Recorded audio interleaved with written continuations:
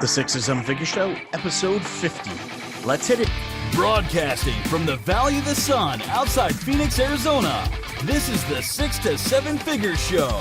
Tired of working so hard and having no time? Take your 6-figure practice and turn it to a thriving 7-figure enterprise. And now, your host, author, speaker, mentor, and strategist, Frank Bria. Hey everyone, welcome to the 6 to 7 Figure Show. I'm your host, Frank Bria. Today, we are absolutely thrilled that Dan Kuschell is joining us today. He helps entrepreneurs get unstuck by implementing unique systems that achieve accelerated growth. He's got 25 years of experience, started more than 11 companies, coached over 5,000 entrepreneurs from a variety of different industries around the world. He's rated as a top 25 influencer by Influencive, and his podcast is even recommended by Forbes magazine. Dan, and the podcast is? GrowthToFreedom.com. GrowthToFreedom.com. Yes. Yeah. I mean, that's quite the impressive list to be on from Forbes, your podcast. So welcome to the show, by the way. Thanks for taking the time. Absolutely, Frank. It's an honor to be here. I know we have Jeremy Weiss and John Corcoran in part to thank for this. That's right. Reconnection. We stumbled across each other, but they were like, hey, you guys got to really get together. Yeah, seriously. Mastermind together. We're in an online program together, so it's great. Right. And like Dan lives in Phoenix and I live in Phoenix. And Phoenix is a big city, though, just to be fair. For those of you who don't know, it's like it's not only big from a population perspective, but I used to live over on the opposite side. Dan and I are probably used to be 100 miles apart, probably. Right. Little distance. So not quite so bad now, but. Yeah, it's becoming more like California. Like I live 42 miles away from Phoenix, where I'm at in the West Valley here. And what's fascinating is it'll take me about almost 90 minutes to get to Phoenix. That's true. That is true. And if it rains, it'll double the time. That's right. That's right. Hey, Dan, talk a little bit about the experience. There are, it seems like anyway, in our industry, there's a relative fewer number of us that can put the 20 plus years of experience on the table. Talk us a little bit about your background. Like where did that come from? What have you spent your time doing? Yeah, happy to. I mean, I got fascinated by the industry, Frank, all the way back in the late 80s, 1980s, by the way, as you're listening or watching. And my sister got me a role or position while I was in college working with a direct mail company, direct response. You know, we were doing direct mail, TV, radio. So I got to cut my teeth early. And I got so fascinated by mostly the psychology of it, right? How people would get something or see a commercial or hear a commercial and then respond and buy stuff. And so I took a deep dive. I was in my late teens at the time, and then that graduated. In 1992, I started my first company, and we served health club owners, and we helped them solve a problem of getting clients. And we had an irresistible offer. And I didn't know it was called that back then, but it was an irresistible offer where we'd go to these health club owners, Frank, if you were the owner, and go, hey, Frank, if we could guarantee you a way that we could help you bring a couple hundred members to your business and club in the next few months, and it won't cost you anything up front, our company will take the risk. And then after we generate a profit together, we'll split those profits. Would you be open to that, right? And so it was a great door opener. Right. And that led to the conversation. And then we do more client selection to identify who, that's another lesson, client selection being, really, really important. And, I was in my 20s, so there were times, frankly, people ask me regularly, Frank, they go, what's the biggest mistake you make? I'm going to go client selection. Right. And, that started back then. And, I think it still holds true for most of us today. Yeah. And so I started that. And, since that time, fast forward, Frank, I've had 11 companies. What does that mean? I've crashed and burned a few. I had 3 of the 11 that I had to bury in the backyard. So I've got that t-shirt that's pretty soiled, and experience from it. And then I've had a handful of successes, a few 7-figure, 8-figure companies. I was very fortunate and blessed to build, you know how a lot of coaches or consultants have this dream of building like an empire in coaching or publishing or whatever. And I did too. And I had a business we grew from scratch. It started in my den. I had one person who was volunteering with me. We grew it from there into a little office, had like 4 people in it. And then it grew to like 20 people. And then it grew to 40. Then it grew to 175, almost 200 people, a couple offices. It grew to 25 million a year. And then I was blessed and I was able to, set up some systems, get myself out of like a guru place in the coaching business and sell it. And it was acquired by a company doing over 100 million a year. I believe they did close to $1 billion in revenue on the East Coast. And I was able to take some time to reflect. And since that time, I've been able to be a dad, which is really my number one thing today, and a husband, 1A and 1B, if you will. And then the business stuff. And now I get to serve clients to help them get unstuck, to help them get more, clients, grow their profits, and have a lot of fun just working with some amazing leaders out there. Yep. Yeah, that's a great background. I only sort of am mildly chuckling at some of the lines because anyone of us who have done any kind of company building have definitely crashed a few of those into the ground. I have my share of horror stories of crashing. It's a great lesson to be learned. But it's interesting as you are talking. This is actually one of the things I feel really passionate about. I'd love to hear your experience on this. Is for folks who have, and I'm gonna offend some people and just kind of say real business experience, like you're describing. Have been through this concept of exit, right? And exit can mean different things to different people. And you described a really fascinating exit where you've got systems and processes that can remove yourself. A lot of people think of exits as IPOs or buyouts or whatever. It doesn't have to be that way. But as you're talking about this dream that a lot of people have of setting up their company, they really don't think about business models and systems for what comes next, it seems. And folks like you and me who have kind of been there, done that, are bringing this newer concept of, do you actually have a business model that's going to be sustainable past this place of where you actually want to go? And I'm just curious if you run into that with your clients where in some senses they haven't even thought through what they're going to have to put in place in order to make it to that next stage. Yeah, well, we see, I imagine you see this too, right, Frank, is that, there's different levels, right? Because the mindset, the skills, the capabilities that get us from, say, 0, a few 100,000 to $1 million is different than going from 1 to 3 million different, like from 3 to about 10 million, 10 million to 20 million, 20 million and above is, another set of systems and the people that got you from each of those places are usually not the people that are going to get you there either, right? Which is another set of learning lessons. And so what I found, is that sometimes, moving out of the one-on-one model, right, which, your show 6 to 7 figures, right, in many ways shows people, it teaches people, it guides people how to move from like this one-on-one model to a one-to-many model to free yourself up, right? That's like one of the most powerful things. However, realize that most people in our business, it's a fantasy. Yeah. They never really take the time to put the systems or processes in place. And so, a lesson, whether you're small, getting started, whether you're huge, one of the lessons I learned, Frank, in this is like a mind model around every business. Every successful business, I don't know how big or how small, really has a few key compartments in it. And when you can compartmentalize, you can start taking the hat off in that role or that place and get someone else assigned to it. Like the best thing I ever did, like one of the fastest ways for a company to grow and double, and I've seen some of you had a buddy of ours, Mitch Russo, on the show. You had Gene Hammond on not too long ago. He works with CEOs in Inc. 500 companies, right?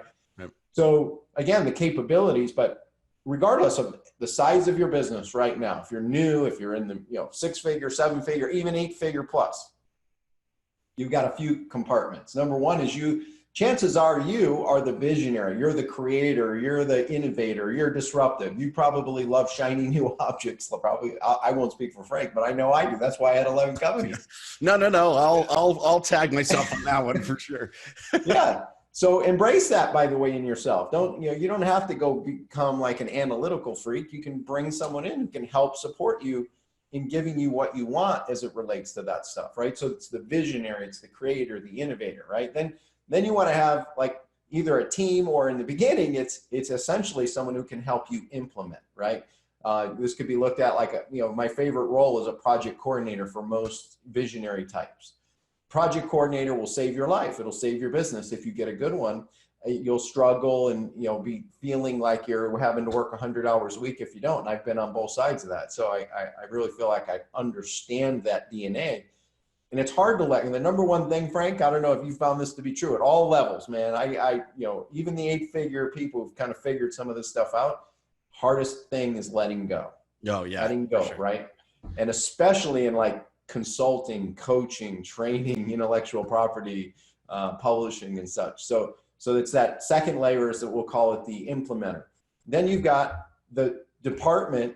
I like to separate marketing and sales. So 2 separate departments, marketing and sales. You got to have today more than ever, you got to have some people in charge of implementing and being in charge of your marketing. You got to have some people in charge of sales. One of the fastest ways beyond that project coordinator I found for myself, my clients and others, doubling the business is getting some people in a role where you've got a flow of leads through marketing, going to a group assigned 1, 2, 3 people if you're small, right? And I've found that a sweet spot is have at least 3 salespeople, because salespeople have a certain DNA. We can talk about that stuff. I don't want to get too far in the weeds on this, but it's a fascinating thing when you learn it, why 1 salesperson will kill your business. And why 2 is okay, but 3 is a huge multiplier. That's fascinating. So sales, marketing, then you've got operations, having someone who can help with that. Operations, and then lastly is the finance area, finance in your business. So when you get clear on those roles, as you kind of think about that framework in your business, take wherever you're at right now. Let's pretend you're on your own kind of right now. You're going to wear a hat in each of those, handful of categories. When you can take the hat off and get it to someone else in that area and let them be fully responsible for the outcome, you're in charge of it, but they're in control, or you're in control of it, they're in charge of it. Right?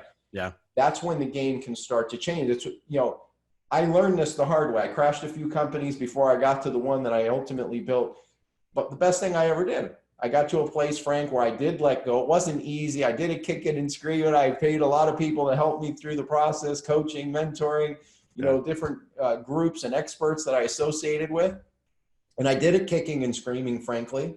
But I found people better than me. I found people better than me in finance. I found people better than me at sales. I found people that could keep, like marketing, I love. Like I have a real appreciation, respect, love for marketing. However, things change so fast.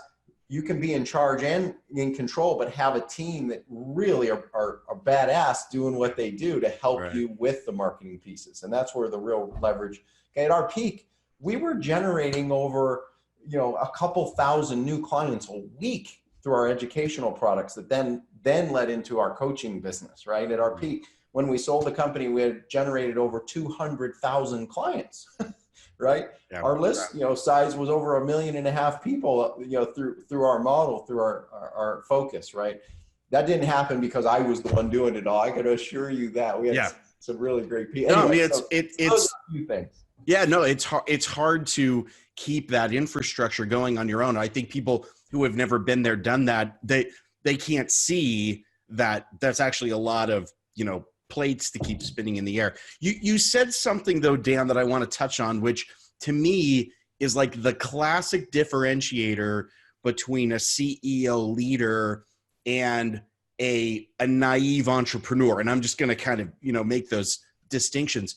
You talked about hiring smarter people than you, getting them into those roles. And I see entrepreneurs making this mistake all the time where, and this is related to the letting go thing, where they want to have people working for them that they can sort of train up and make sure they do it their way. And I get into this discussion all the time with them and I say, why would you want to do that? Like, who says your way is the best way? Like, why wouldn't you, bring in the best and the brightest from outside and get some outside perspectives? And there is a little resistance to doing that, I think, whether it's ego or experience. But I don't know what your experience has been in this, but this does seem to be a designator, a distinctive feature from folks who end up being the CEO leader versus those who are simply managing teams and projects. Yeah, it's like, a lot of people talk about mindset, right? One of the trademarks we had early on years ago was the millionaire's mindset, right? And I have a new distinction today, right? Mindset and having a great mindset is important, but it's really about mind shift, right? Yeah. It's having a mind shift and being able to shift to, these other capabilities and layers, and right. And I am not a person who, like a typical traditional CEO, Frank, truth be told, I'll speak to the elephant in the room.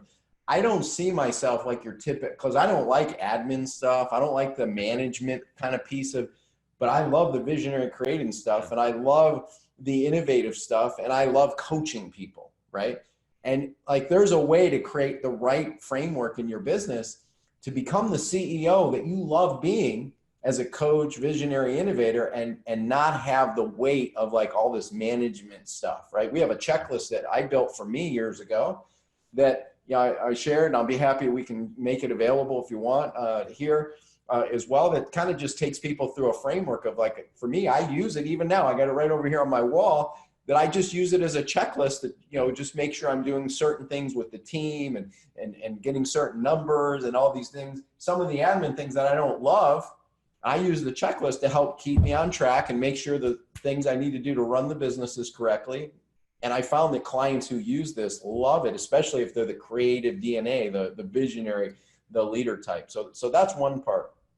The other part, as it relates to this is finding people better than you, right?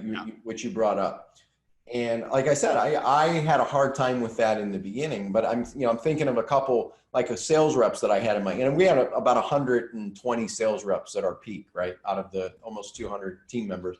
And a couple of them that jump out, like Greg was one of the most talented salespeople in the world. And so the mind shift, going back to that idea, take business out of the way. Let's go to the movie business, which most people can relate. You could even do this with sports in another way, right? Like in the movie business, what role do you want to play? Do you want to play the role of an actor all the time? Yeah. Right? And grind through being an actor, right? And what do? Well, what's the hierarchy in the movie business? You've got actors and actresses. You've got essentially, and I'm going to simplify this, you've got directors, right, that kind of manage the set and then you've got producers, and then you've got the movie group, right? You've got the group that is the major movie producers. So let's look at James Cameron. Well, James Cameron, he's acted in a few movies, right? And, they've had success, but he was not a main character. He's not even that good of an actor. So what did he do? He found people that were better actors, that were more likable in the marketplace. Yep. And what did he do? He didn't even become the director. He played a role of producer and the production studio. And what does James Cameron do as a production studio with his main studio? He has about 10 movies every few years, if you add it up over a few years going, and he'll get one that'll be a huge home run, like an Avatar, right? An Avatar movie that sets all kinds of records. And then he's got others that are okay, and then he's got some that bomb. But because he's the production studio running it, coordinating, he has directors, he's got producers, and he's got actors. What if you made that shift as you're watching or listening right now? Like, what if you shifted the role from actor in your business, or even director in your business, and even producer? And you started to look at, how can I become the movie studio? You could take that same framework, Frank, right? Yep. In sports. I'm a huge sports nut, but you look at like my wife's favorite team, and my wife is a huge Dallas Cowboy fan. You might hate me now, and I get that. That's okay. I know, like half the audience is now shut off. Yeah, I know. They're just like, this is too cool. But so my wife's favorite team is the Dallas Cowboys. So Jerry Jones, the owner, right? He owns the team, but how often does he play on Sundays? He doesn't. Yeah. Right. He can't. He's too old, right? Now, he does do something that most owners shouldn't do, which is be the general manager as well. But he's brought his son in now, who's really bright and really kind of playing that role for him, at least as a sounding board, right? That he trusts, that he's gotten a good role. And then he's got a coaching staff, numerous coaching staff, and then he's got his players. Again, What if you looked at your business as you're watching or listening right now and started thinking from a bigger place? Right. That's that mind shift that we're talking about. How would it impact? I know for me, when I finally got that, when it finally connected to me, I was like, wow, I can have a guy like Greg, instead of me like being pissed off and like competing with Greg, because he was, in my opinion, now looking back, better at sales than me in what we did. I actually could champion and be a cheerleader for Greg. And guess what Greg did? Millions and millions of dollars in business, right? Or Paul, very similarly, probably the most talented person I ever, and he went and started multiple businesses now, and he's done incredibly, incredibly well, built multi-million-dollar businesses from it, right? Yeah. And others just like that. So it takes taking that hat off, making that mind shift, going from a mindset to a mind shift, and then wearing that hat of going, hey, let me become the movie production studio in our business. Anyway, I hope that framework helps. No, it is. And I think that I think for the vast majority of people who are at that 6-figure mark and are trying to scale up to 7 are definitely still the players on the field, are definitely still the actors in the movie, and are trying to figure out how to make that shift and to move it up. And for me anyway, I want to be the guy who's making 1% off all the Marvel memorabilia and the action figures. Anyway, that's great stuff. I want to pivot a little bit to how you're currently working with clients. So what is your typical, I know you've got experience across a number of different industries and different business sizes. Who are you typically working with from a client base today? What's your sweet spot? Yeah, so we find that clients that are in about a 2 million plus range, right, where they want to, get to that 10 million mark and they're hungry. Like there's some that like they get to a couple million, which if done right can be a great business. Yeah, I've got one client we just worked with recently where he's just happy being a couple $1 million business a year. Yeah. He said, he works about 4 to 6 hours a week, believe it or not. Like amazing guy, amazing business, amazing model, right? Our sweet spot are those who love marketing, who at least appreciate it. They're hungry to put it in place. They want to go from that 2 million mark. They want to get to 10 million. They want to do it yesterday. They're willing to invest, right? Not only in advertising, but in team and growth and scaling. They want to do it smart, right? But that's our sweet. What we do, Frank, is we help reduce suffering, right? For entrepreneurs, help create more freedom by helping implement. I many times will bring many of our systems, modify them slightly for the businesses and allow them to get more freedom because now it's more of a team running the business instead of them running the business, right? They get to spend more time with their family. Like me, I 4 days a week, I'm very blessed. I get to go and, be a coach for my son's football team. He's 11, right? So I didn't realize it was going to be this much time commitment, but I'm just having a blast. He plays quarterback. He's just excelling amazingly. And I'm having a blast being able to do that. I wouldn't have been able to do that 15, 18 years ago because I was working 100 hours a week in my business, right? I was doing all the things that we're talking about. And so I spent a lot of time coaching my son's football team, or at least helping, right? It's all volunteer, like when you're with kids this age. So volunteering, and we've got some other coaches there.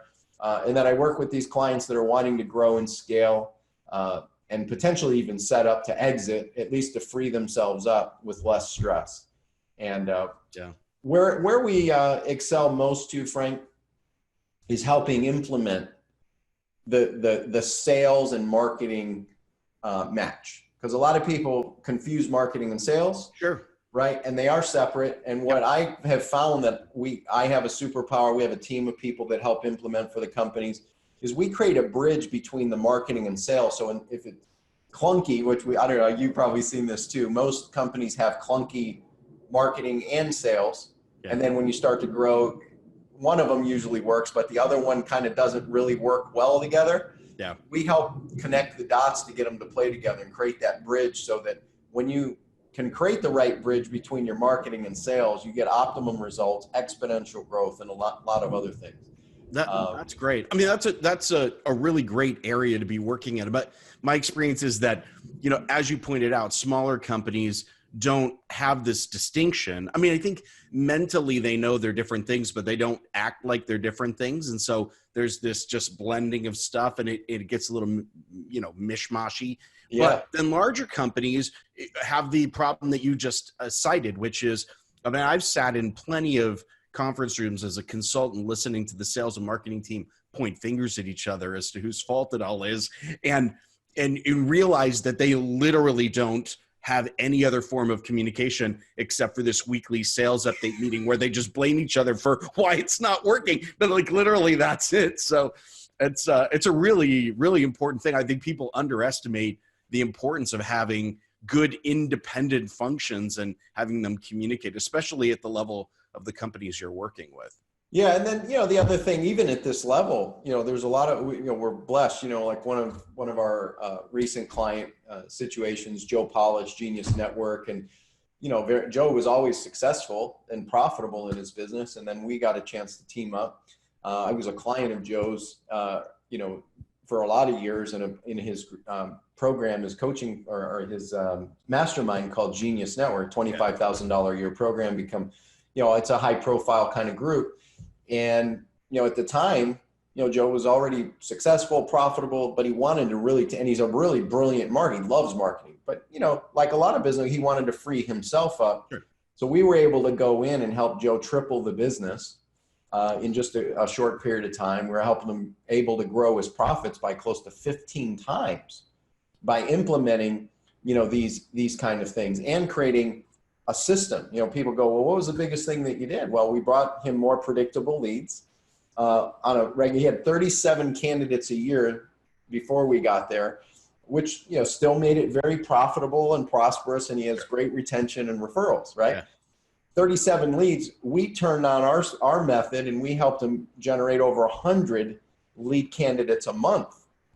He went and had hockey stick growth because of that. And then we created a system where he didn't have to be the one talking to people, enrolling people. We created a model and some scripting and so on, outlines for their team to use, where they could do an interview instead of a sales pitch and shift the conversation from sales to interviews. And They were interviewing people, enrolling a high number of people that were right fit candidates and being willing to say no if they weren't a right fit, right? And, that's an example of many times of how we work with clients and help them grow and scale with less stress too.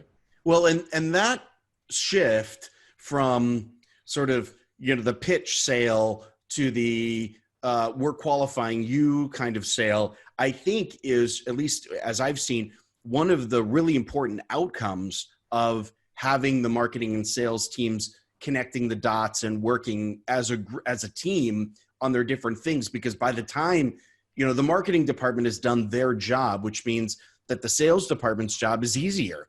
That people come more pre-qualified, people come with the credibility already built, and the salespeople don't have to do all of this sort of haranguing and browbeating that other, we kind of know, the old boiler room kind of style stuff because the marketing team's done their job. So that's a really good sign, I think, that you guys have put a great infrastructure in place.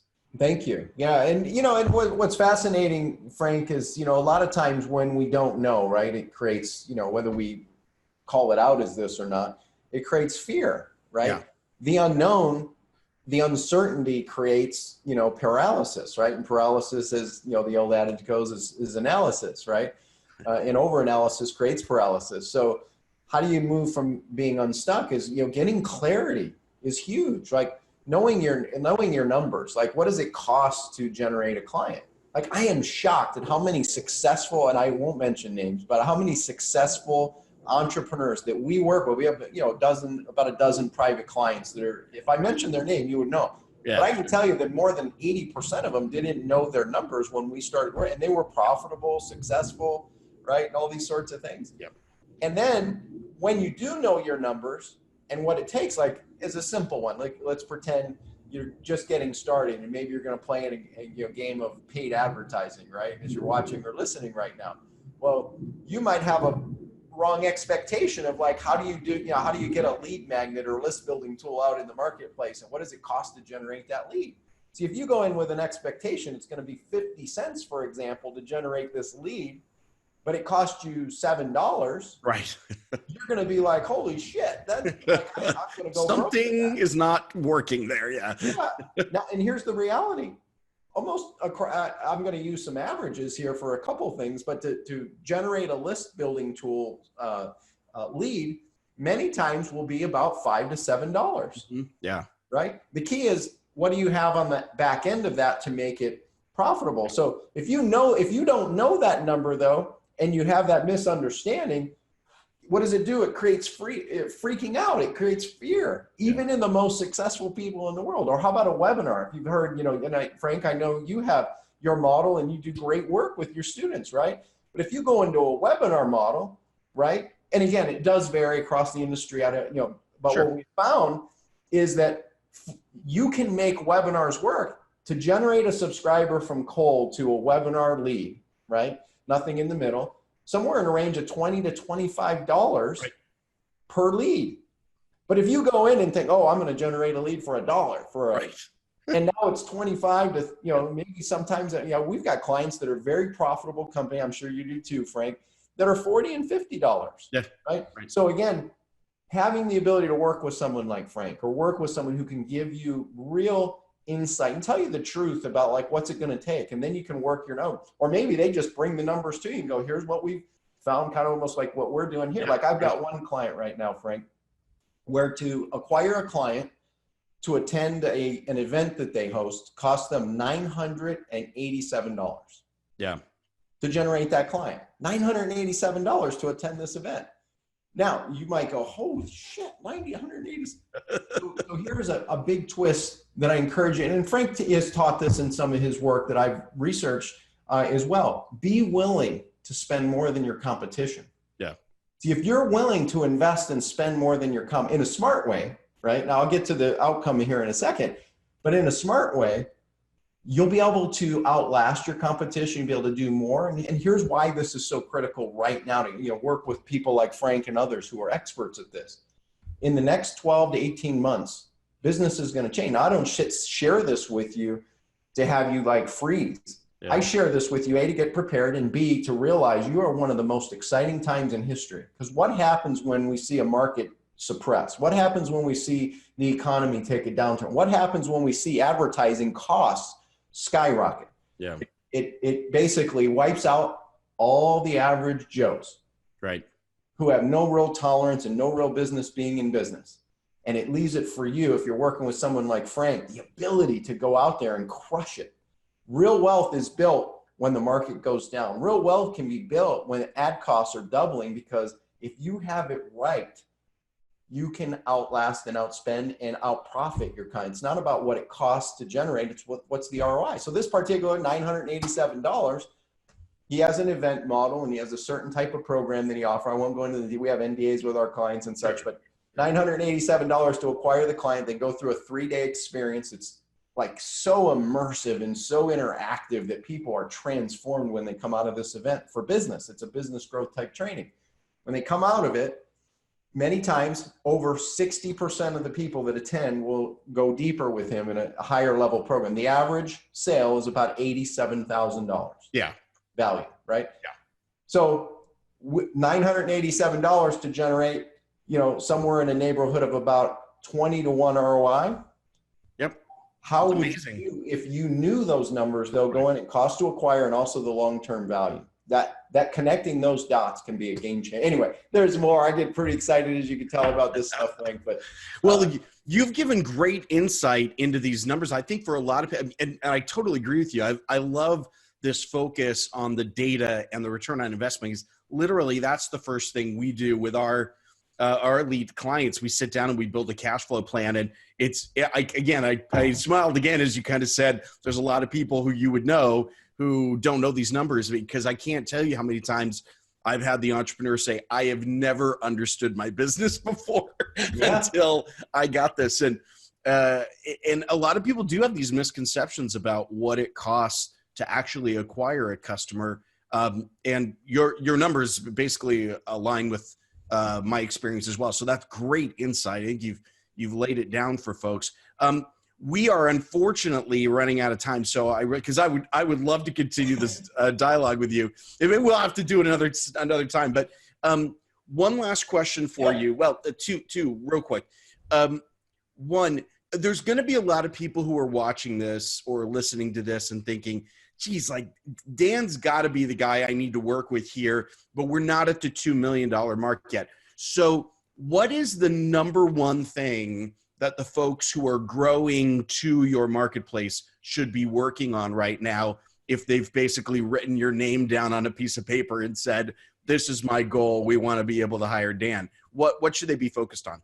Well, number one, I would say, I would hope someone would have given me this advice. I remember back in like the early 90s, I sat down with a guy named Michael Wicked, who was a big Nightingale Conant author at the time. And I asked him, I said, hey, what would you do if you were me? I was kind of evolving my business. I started being excited about publishing and my coaching. He said, well, there's a handful of people I would encourage you to go learn from, right?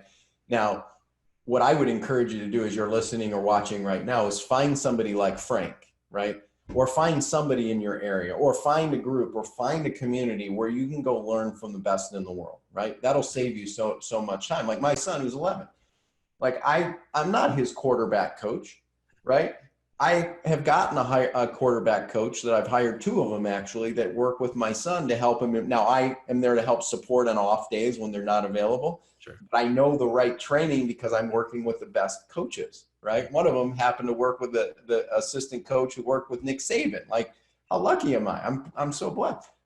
But that's where coaching, masterminding. So find somebody, find a group, whether Frank or other, I'm sure he would say something similar if it's not all right. If you want to go deeper with some, I've had many people, Frank, probably like you. I mean, your podcast is amazing. The guests you bring on are awesome. We have a podcast. We've got over 250 hours of insights, wisdom, strategy. I mean, many people, because of the way our model works, it's really like free or high price, with high profile type of clients in many cases. And so I've had many people go, hey, your free stuff is better than most paid stuff that I've ever gotten. And so if you want to go deeper, go check out growthtofreedom.com. We also have a webinar model that we rotate around with different pieces as we hear, different conversations. Again, that's also free. You can go to championbusinessblueprint.com. That's championbusinessblueprint.com. And if you want to schedule a call, right, if your business is on a run rate that's at least 7 figures and you want to schedule a call privately, you can go to breakthroughstrategycall.com, breakthroughstrategycall.com. You have a conversation with one of our team. What we find many times is 97 out of 100 people we would ever talk to aren't a good fit for us right now with where we're at with what we're doing and how we're focused. But the resources that we have, the connection, again, similar to Frank, is just so large that we can help you connect the dots to get the best access that you need for what it is that you need. So those are a couple of ways. So all that being said, you're connected to Frank. Start there. I appreciate that. And we've got those links actually here below the video on the show notes page. If you're out listening to the audio out and about, come on back to the show notes page or the YouTube channel. We've got these links there. Thanks to that. Dan, you caught my second question there, which was how people connect with you. So thanks. We got that. Dan, thank you so much for this. You're the real deal. For those people who haven't figured it out by now, Dan knows what he's talking about. This isn't a lot of slush and fluff. Dan's been in the trenches and has done this. So you can tell that by the focus on the infrastructure and the systems you guys are building for your clients. So thanks so much for sharing that with us. Invaluable stuff. Absolutely, Frank. Pleasure to be here today. Thank you. Yeah, not a problem. And thank you all for being here. We know you're busy, got a lot of things you could be doing. So if you're spending your time with us, we really appreciate you taking the time and trusting us with your time and attention. And with that, thanks so much for being with us. This has been the 6 to 7 Figure Show. I'm your host, Frank Bria, and we will see you next time. All right, everyone, take care. Bye-bye.